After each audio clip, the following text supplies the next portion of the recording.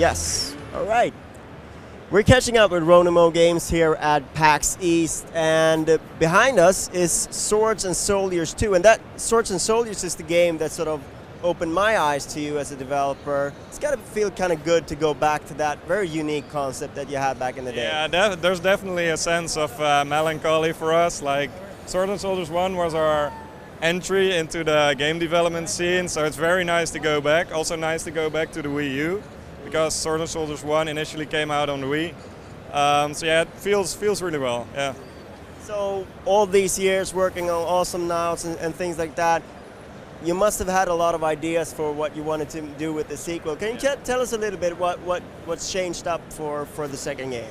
So Swords and Soldiers 2 is just pretty much a bigger and better version of Swords and Soldiers. Like there were a lot of ideas that came up during the development that we just couldn't fit in the first game, and we're like right now we put them in this game. So one of the biggest additions to this game is we kind of let go of the whole army things. Like in Swords and Soldiers 1 you had the 3 factions, and they had their own army and unique stuff.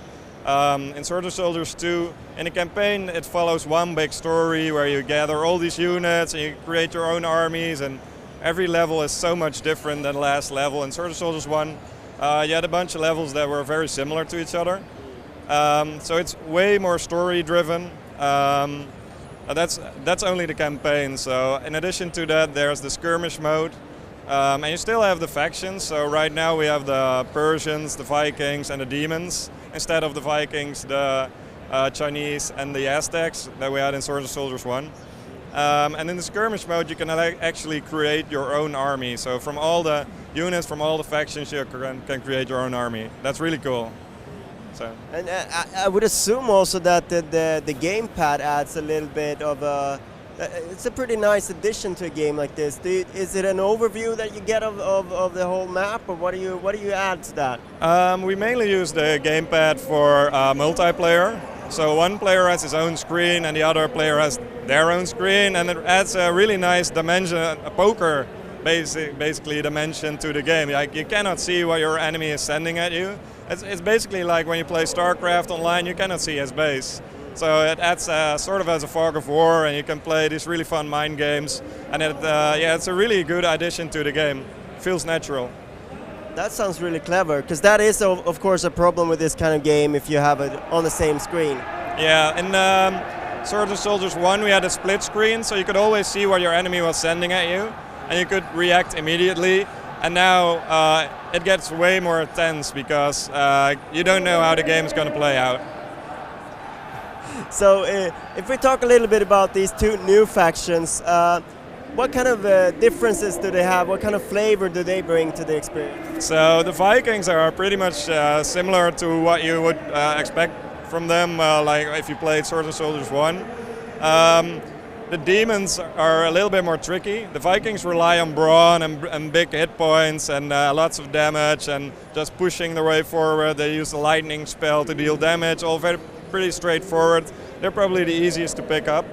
And then the Demons, they have units that self-explode. It's all a little bit cynical, and they're kind of the dark guys in our universe. And then the Persians, they rely on trickery way more. So they rely more on positioning, on duplicating their units, and really being clever about how they use their spells. Their units are probably the weakest, but they can be used with devastating effects. So, yep.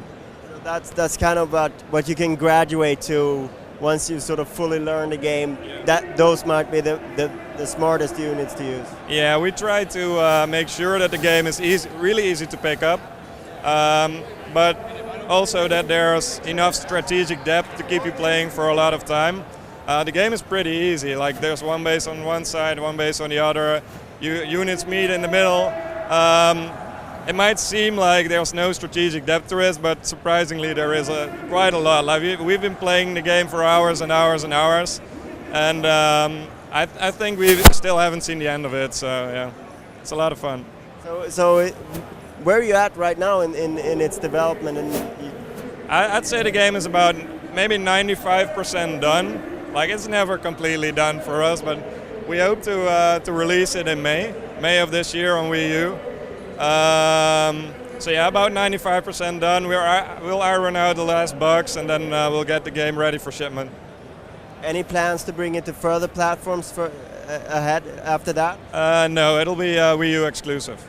Nice. Yeah, very nice. Yeah. Thank you so much for your time. Yeah, thank you.